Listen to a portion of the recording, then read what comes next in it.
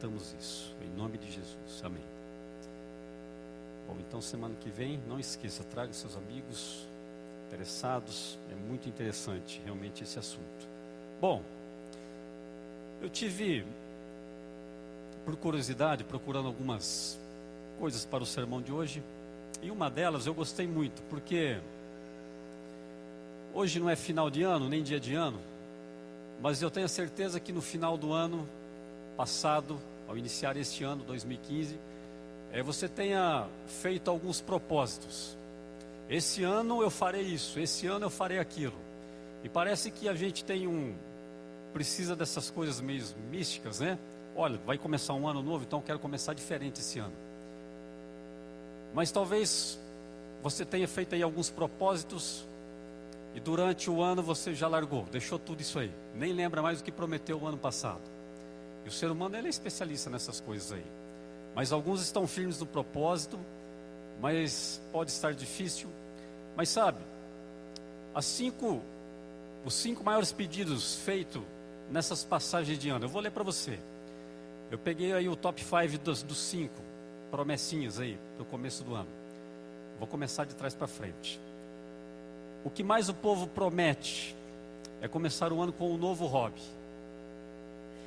Algo diferente, algo que ele não tenha feito ainda, ou seja uma coleção, ou seja viajar, o hobby. Esse é o 5º. Tem que ter dinheiro também para fazer essa aí. Sem dinheiro fica difícil você ter alguns hobbies. Mas olha só, em 4º, entra justamente essa questão. Esse ano eu quero ter mais dinheiro.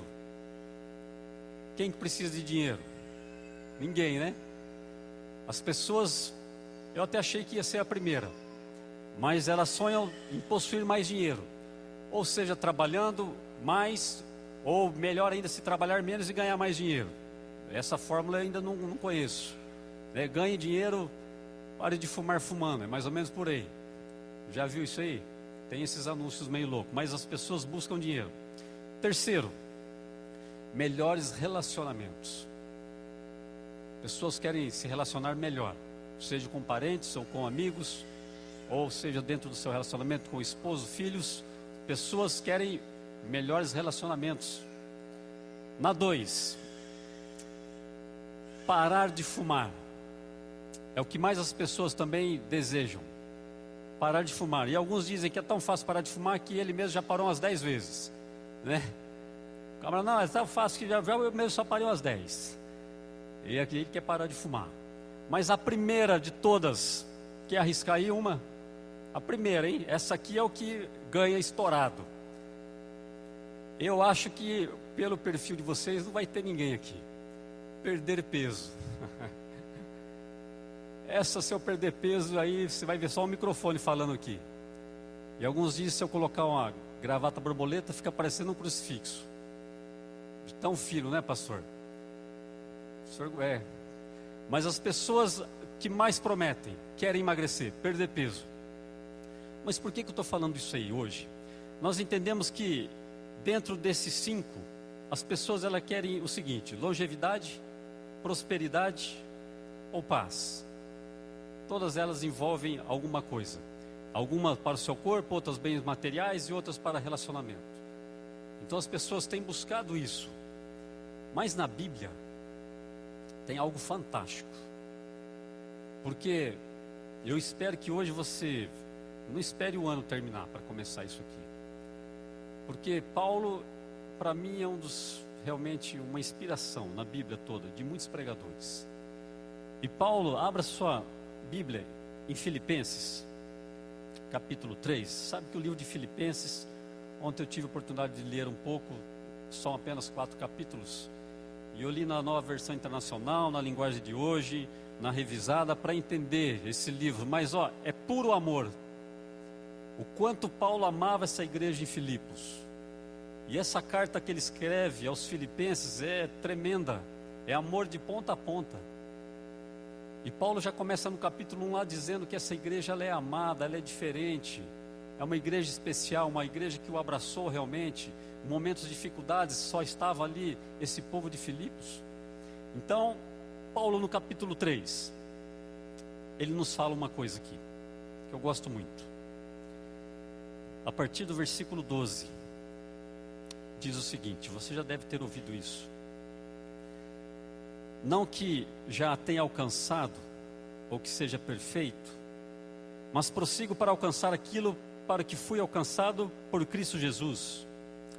Irmãos, não julgo o que haja alcançado, mas uma coisa é que, esquecendo-me das coisas que para trás ficam, e avançando para as que estão diante de mim, prossigo para o alvo, pelo prêmio da soberana vocação de Deus em quem? Em Cristo Jesus. Muito bem. Pelo menos 4 coisas me chamam a atenção. E eu vou ser breve. Tem alguns pregadores que falam assim, hoje eu vou falar sobre as 7 maravilhas, não sei de onde. Depois de meia hora ele fala assim, então vamos à primeira. Aí o irmão quase infarta aí. Ele começa a contar, já foi uma, já foi 2. Mas 4 pontos aqui eu quero destacar. São eles, não julgo que já haja alcançado, mas uma coisa faço, esquecendo-me e prossigo para o alvo. Quero meditar sobre isso. A primeira delas, Paulo diz assim, eu não julgo que haja alcançado. Você sabe quem que é Paulo? Esse camarada aqui, ele teve um encontro especial com o próprio Cristo. E quando você vai lá em Atos 9, que você vê toda a história ali da conversão de Saulo, Deus olha para Saulo e fala assim, esse vai ser vaso precioso nas minhas mãos, porque esse aí pregará para reis, esse pregará nas sinagogas e esse pregará para o povo. Porque Deus olha para Saulo e vê um homem culto, ele era fabricante de tendas, falava outras línguas, um homem sincero naquilo que ele havia aprendido. E agora um pouco antes de Paulo dizer isso aqui, ele diz, olha, tudo que eu acreditava, eu deixei por Cristo Jesus. Todos aqueles bens que eu tinha, eu deixei tudo, pelo amor a Cristo Jesus. E aí ele fala aqui para ele, o morrer é lucro. Paulo disse algumas coisas desse livro que é fantástico. Por exemplo, morrer é lucro. Uma coisa que você já ouviu também no livro de Filipenses, tudo posso naquele que me fortalece. E para mim, a frase que marca esse livro é a seguinte, sede meus imitadores. O cara, para falar isso aí, ele tem que estar num nível de cristianismo, de envolvimento com Deus tremendo, porque o exemplo é Cristo.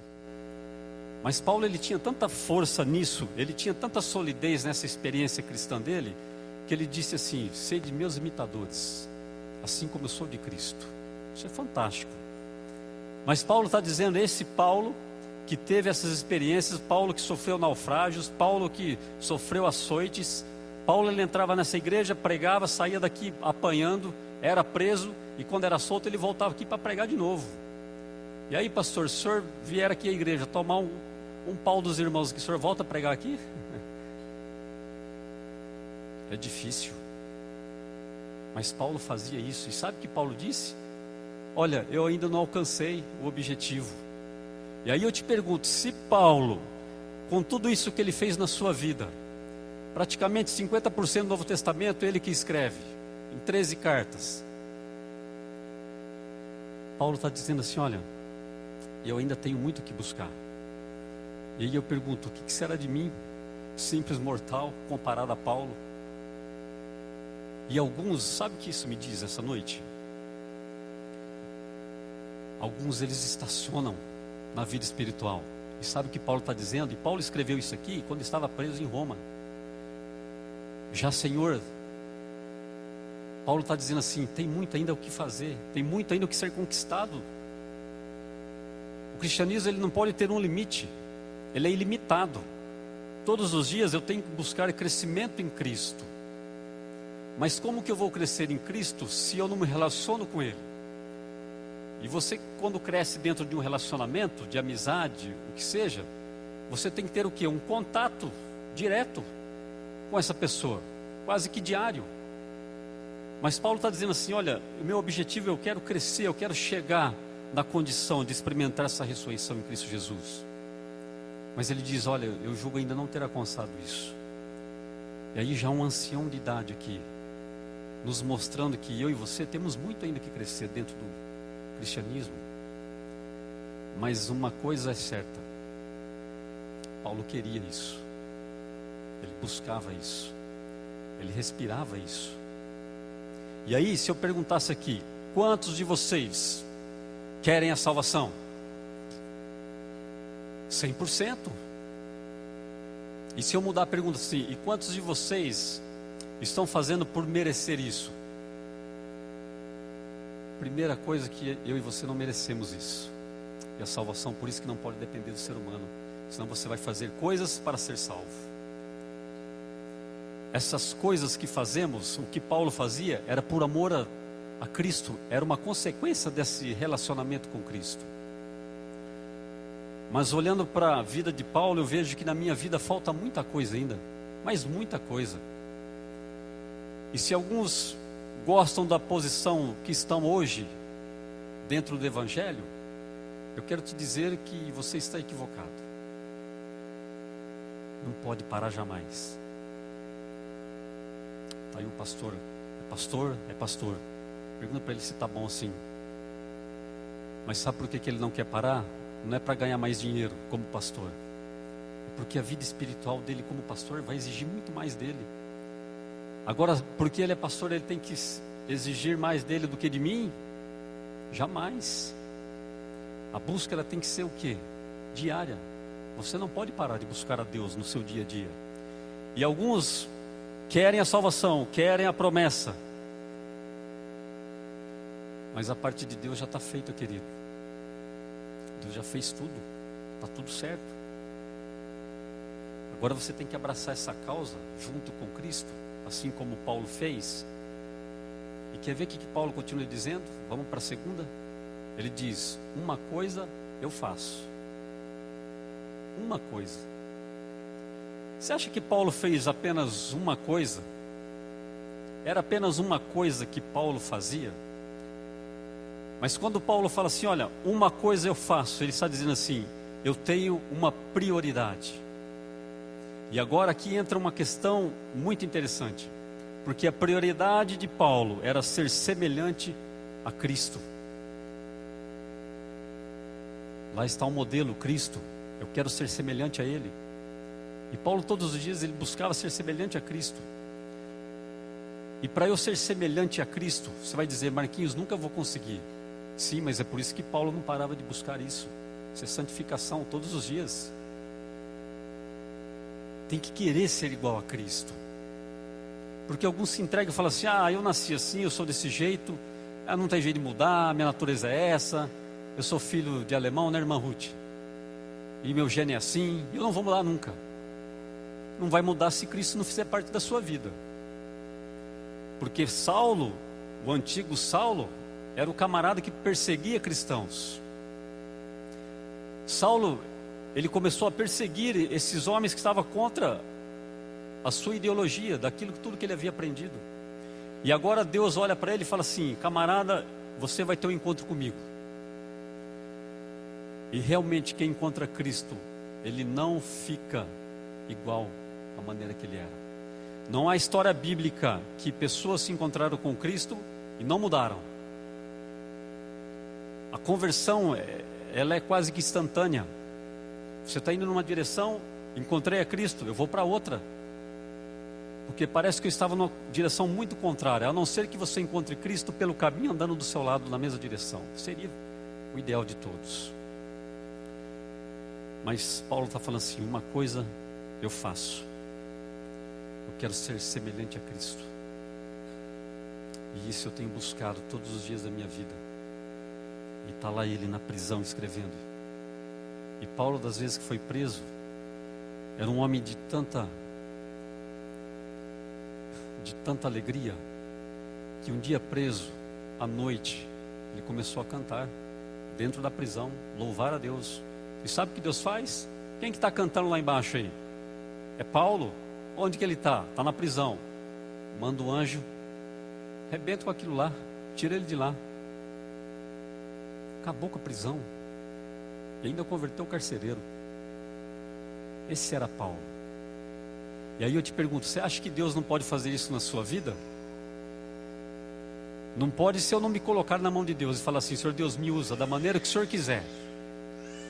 Isso Paulo fez e fez com maestria. Senhor Deus, eu estou aqui, agora o Senhor me usa da maneira que o Senhor quiser, eu vou para onde o Senhor quiser. E você vê as viagens de Paulo, e Paulo saiu porque os judeus recusaram fazer essa obra.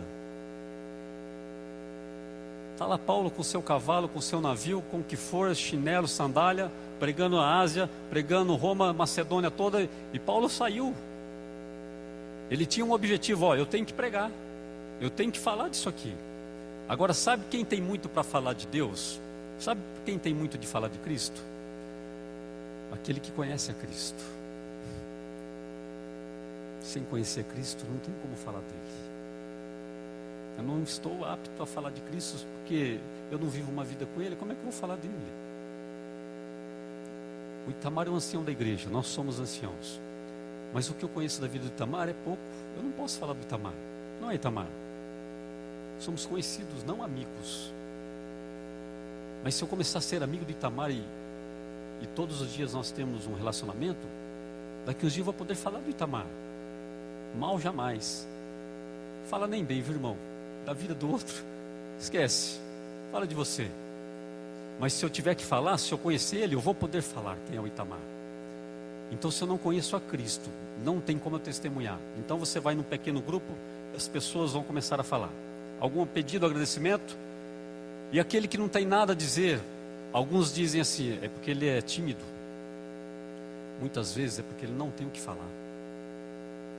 Porque na vida dele, ele não atribui nada a Deus.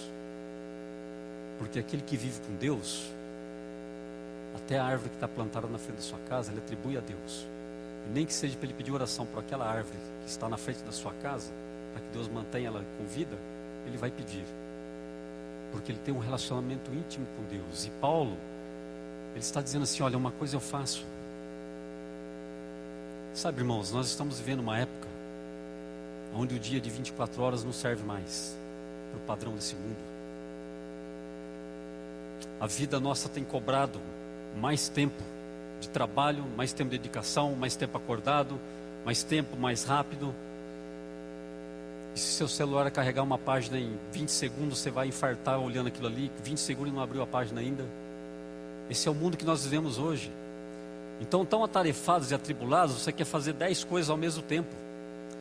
Abra sua Bíblia. Vamos lá, em Lucas 10. Quero te mostrar uma coisa.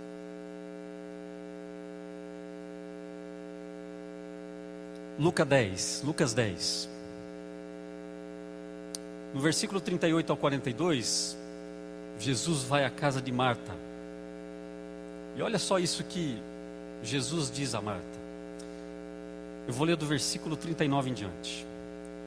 Tinha esta uma irmã chamada Maria, a qual, assentando-se aos pés de Jesus, ouviu a sua palavra. Maria, porém, andava distraída em muitos serviços e, aproximando-se, disse o Senhor: não te importas de que minha irmã me deixe servir só? Disse-lhe que me ajude. Respondeu-lhe Jesus: Marta, Marta, estás ansiosa e preocupada com muitas coisas, mas uma só é necessária. Maria escolheu a boa parte, a qual não lhe será tirada. Enquanto Marta estava cheia de coisas para resolver, sabe onde estava Maria? Nos pés de Jesus. E sabe de todas as suas tarefas, de todo o seu trabalho, sabe onde é o lugar que você deve estar? O único importante, Jesus diz como o único, aos pés de Cristo. E nós vivemos como os loucos. Trabalho, estudo, faculdade, não sei o que, afazeres. Eu já disse isso aqui uma vez, e tem gente que se envolve tanto com a igreja, trabalha tanto para a igreja, que se esquece de Cristo. Fica igual um doido aí. Era para cantar agora era para cantar, o cara orou. Está perdendo essa sensibilidade do que é importante. É importante estarmos aqui aos pés de Cristo. E nós temos que estar aqui na igreja, buscando sempre a Cristo. Mas só na igreja. Não somos sabatistas, nem domingueiros. Todos os dias da minha vida. Mas eu venho aqui para congregar. Paulo diz assim, olha, o costume de alguns é deixar de congregar. Não é saudável. Tem que estar nessa atmosfera aqui, todo mundo querendo ir para o céu, para o mesmo caminho. A gente tem que se ajudar, irmãos. Mas às vezes as minhas tarefas são tantas que alguns não vêm hoje, porque amanhã é segunda-feira, eu já estou preocupado com isso, com aquilo, com aquilo, com aquilo. Aí Jesus olha assim: Marta, Marta, está ansiosa por quê? Jesus pergunta outra vez: pode alguém adicionar 1 hora no seu dia? Não andeis ansiosos pelo dia de amanhã. Amanhã eu nem sei se eu estou vivo. E aí eu estou deixando de estar aqui aos pés de Cristo, porque eu estou preocupado com os meus trabalhos de amanhã. O amanhã vai vir, será? Porque para aquele que espera a Cristo, ele tem que esperar Ele todo dia. Bom seria se não houvesse segunda-feira amanhã, que Cristo voltasse hoje. Essa era a motivação de Paulo, porque quando Paulo vai falar sobre a ressurreição, ele fala assim, ó: e nós que estivermos vivos, seremos transformados. Paulo tinha certeza que Jesus viria no seu dia, nos seus dias. Ele buscava isso todo dia. E o cristão não pode ser diferente. Você tem que trabalhar sim. Agora deixa eu te falar uma coisa: você quer tirar 10 em todas as provas? Muito lindo, parabéns, seja dedicado. Mas foi preciso tirar 7, 8 para dedicar um tempinho a mais aos pés de Cristo. Faça isso, porque a única coisa que importa é isso. Porque do ponto de vista da eternidade, todas essas nossas atribuições, todos os meus carros, meus bens, não tem valor nenhum. Do ponto de vista da eternidade, isso não é nada. Isso já está condenado, irmãos. Tem que viver, tem que buscar, tem que lutar. Não é isso que eu estou pregando. Mas eu quero te dizer aqui algumas coisas. Olha, eu preciso tocar o meu carro, então eu vou trabalhar mais, vou arrumar outro emprego. Se isso vai te custar um tempo que era para estar aos pés de Cristo, continue andando com o seu carro antigo. Porque era um tempo que você podia estar aos pés de Cristo. Então Paulo não tinha. E aí Paulo, ele fala a sua terceira frase: esquecendo das coisas que para trás ficam. Isso é um Alzheimer espiritual. Antigamente era caduco, hoje é Alzheimer. Mas as pessoas vão ao médico por poder ter uma memória melhor. Olha, eu não tenho guardado muita coisa, eu tenho dificuldade de concentração. As pessoas estão preocupadas com isso. Mas Paulo, ele diz que para a vida espiritual, algumas coisas nós temos que ter um verdadeiro Alzheimer. Porque alguns fincam uma âncora no tempo e falam assim: olha, eu fui tão abençoado há 2 anos atrás, e fica contando aquela bênção o resto da vida. E quando eu olho só para aquela bênção do meu passado que já foi, eu deixo de olhar para as bênçãos futuras. É claro que é motivador. Olha, Ellen White tem uma frase tremenda: porque se nós esquecermos o que Deus fez para o seu povo no passado, aí então nós teremos medo do futuro. Mas você não pode esquecer: olha o que Deus fez para esses homens do passado. É importante isso, mas algumas coisas nós temos que livrar. Tem que jogar fora. Não posso fincar uma estaca no tempo e ficar ali agora só com aquilo. Ou então um fardo pesado, um pecado: ai Senhor Deus, por que eu fiz aquilo? Ah, porque meu filho, porque não sei o que. Faz 20 anos e carregando essa culpa, remoendo. Sabe quem é que faz isso com você? Só tem um nome: Satanás. Esse é o camarada que mais quer que você perca tempo se preocupando com essas coisas. Aí está bonito para ele. Então Paulo fala assim, ó: eu esqueço das coisas, eu deixo para trás isso aí, porque eu estou de olho lá, ó. É lá na frente, não é no ontem. O ontem já foi, o amanhã não existe. E esses dias até escrevi isso: a bênção maior que você tem, sabe qual é? É o hoje. É com hoje que você tem que trabalhar. Hoje eu tenho, eu estou aqui, então é com isso que eu tenho que louvar a Deus. E agora, na perspectiva de Paulo, ele diz: olha, eu deixo muitas coisas para trás, porque são coisas que tem que ficar pelo caminho, eu não vou levar comigo.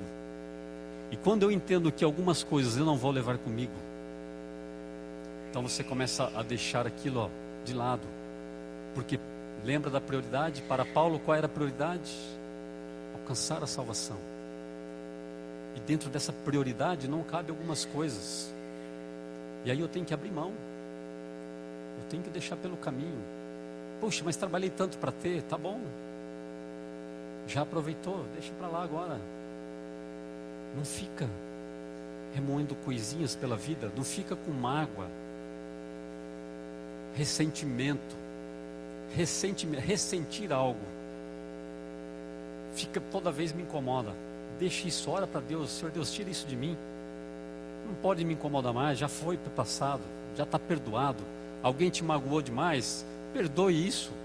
Jesus fala, perdoa esse camarada aí, e perdoa também aquele que não é teu amigo.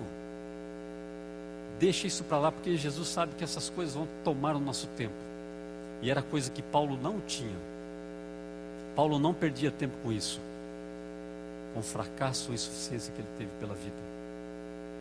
Paulo chega a pedir, olha, eu quero uma cura aí, tira de mim. A minha graça te basta. Resposta de Deus para ele. Vamos, trabalha, continua. Terminando, Paulo termina dizendo assim, mas eu prossigo para o alvo. O Pan-Americano terminou hoje. Gosto desses esportes, interessantes. E quando você olha lá o tiro ao alvo, o tiro de pistola, eles treinam para acertar no centro, não na periferia do alvo. Ele tem um objetivo, ele tem uma meta. Quando é dada a largada, o atleta, naquele momento, ele só pensa na linha de chegada. Ele está condicionado a olhar lá na frente. E enquanto ele não vê ele cruzando a linha, ele não para. Nada agora tira a sua atenção. E Paulo está dizendo assim, olha, eu prossigo para o alvo. Essas coisas não vão me impedir. E Paulo está dizendo assim, eu quero conhecer mais Jesus. Eu quero conhecer mais no conhecimento de Cristo. Eu quero abandonar pecados. Eu quero. Mas o livro de Filipenses, antes de dormir hoje, faça isso. Leia esse livro, são 4 capítulos. É lindo. É muito amor que Paulo tinha para essas pessoas. E ele fala de Timóteo, dos companheiros. Ele fala do pessoal que os filipenses mandaram para ele. Ele disse, olha, para mim, eu estou tendo agora fartura aqui. Obrigado, eu amo vocês. Não vejo a hora de retornar aí. É uma carta maravilhosa, é uma carta realmente de amor para esse povo. E Paulo está ali demonstrando o povo. E diz assim, olha, eu não estou aí, mas não percam isso de vista. Olhem para o alvo. Sabe? Porque Paulo, ele tinha esse objetivo. Porque Paulo tinha noção exatamente. Porque Paulo um dia foi arrebatado ao 3º céu. E Paulo sabia muito bem o que ele tinha lá no fim. Paulo sabia o que tinha cravado naquele alvo. E isso ele não perdia de vista. Sabe, irmãos, alguns preferem carregar um crucifixo do Cristo crucificado, Cristo morto numa cruz. Mas o Cristo que eu creio, Ele está vivo. Ele foi crucificado, mas agora é um Cristo vivo. E a ressurreição de Cristo é algo tão importante, porque se Cristo não houvesse ressuscitado, hoje não teríamos um intercessor diante de Deus, que é Cristo Jesus. E aí lá em 1 Timóteo 2,5 diz que nós só temos um mediador entre Deus e os homens. Quem é Ele? Cristo Jesus, homem. Porque foi Ele encarnado que veio e pagou um preço absurdo por você e por mim. Então teu valor diante de Deus é algo inestimável. Não fica aí com mimimi que, porque as pessoas não me valorizam. Deus está dizendo assim, o teu valor é impagável. Não dá para medir. Porque eu paguei isso. Para que você não pague depois. Essa dívida já está acertada. Mas aí, quando você vai em Apocalipse 5, Apocalipse 5 é tremendo, porque apresenta o Cordeiro vivo diante de todos os seres. Abra aí em Apocalipse 5.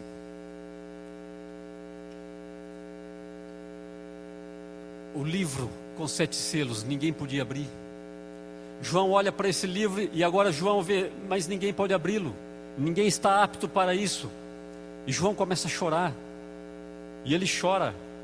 E João, quando ele, no versículo 4 diz, e eu chorava muito, porque ainda fora achado digno de abrir o livro, nem de ler, nem de olhar para ele.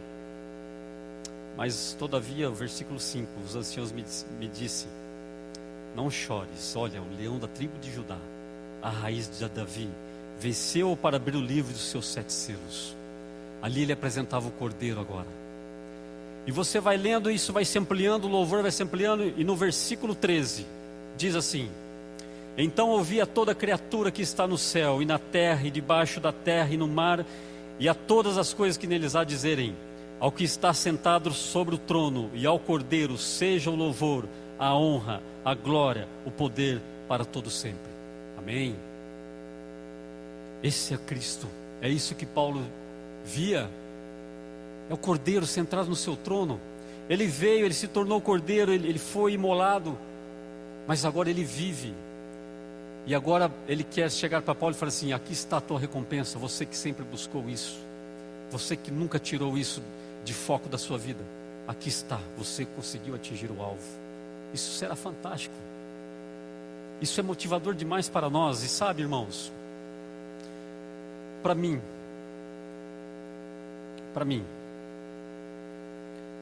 o mais raro prazer do ser humano, sabe qual é? Admiração.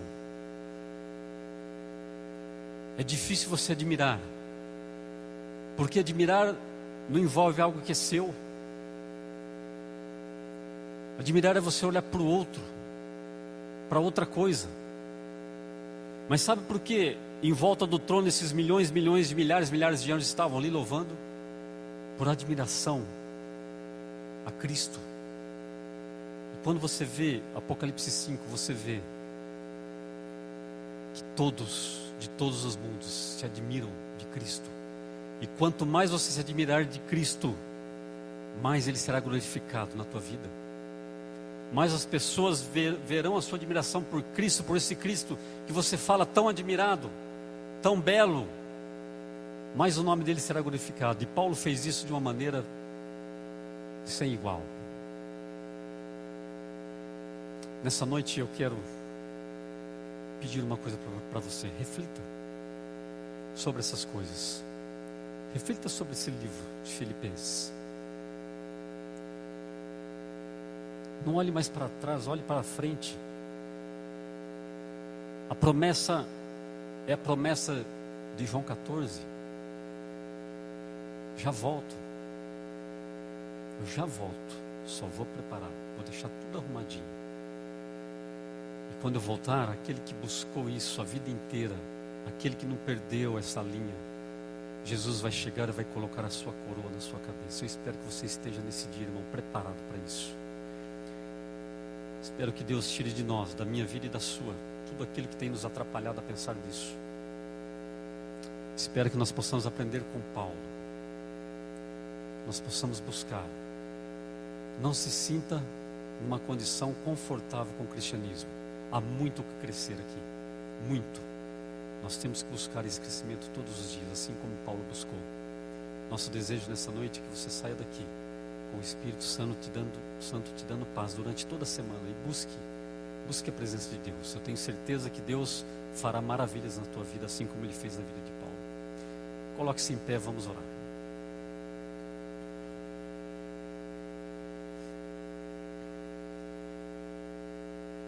Querido Deus que estás nos céus, Criador e mantenedor de toda a vida, te adoramos, Senhor Deus, nesse momento, através da oração. Aceite, Senhor Deus, essa oração. Nós não somos merecedores, Senhor Deus, mas Pai, o Teu Filho, Ele vem interceder por nós. Então, Senhor Deus, nesse momento, que essa oração chegue até o Seu trono, Pai. Querido Deus, nessa noite estão aqui muitos filhos Teus, Senhor Deus. Mas, Senhor Deus, talvez alguns podem ser apenas criaturas Tuas. Senhor Deus, tire de nós a condição de criatura e coloque, Senhor Deus, a nossa condição de filhos realmente. Aquele que aceitou, Senhor Deus, ser um herdeiro. Então, Senhor Deus, nessa noite, perdoe os nossos pecados, Pai. E, Senhor Deus, nos ajude com todas as coisas que têm nos pesado o fardo. Com todas as coisas, Senhor Deus, e preocupações e afazeres que têm tirado o nosso tempo de estar aos pés do Teu Filho amado, Deus. nos ajude com isso. Nós possamos, Senhor Deus, nessa vida, nessa fase que estamos vivendo, nesse momento, Senhor Deus, onde o mundo está clamando, Senhor Deus, por Tua volta. Que nós possamos, Senhor Deus, estar preparados para esse grandioso dia. Senhor Deus, olhe para nós e veja aqui apenas justos, Senhor Deus. Pessoas sinceras de coração. Mas, Senhor, ensina-nos a nós olharmos apenas para frente. Nós possamos, Senhor Deus, ter realmente a salvação como alvo. Obrigado, Deus, pelo presente maravilhoso do Teu Filho. Que nós possamos entender o quanto isso é precioso e o quanto temos valor diante de Ti, Senhor Deus. Guia agora todo, Senhor Deus, esse povo a seus lares em segurança. Nos dê uma ótima semana, Senhor Deus, na Tua presença. Lhe pedimos isso e Te agradecemos em nome do Seu Filho amado Jesus. Amém.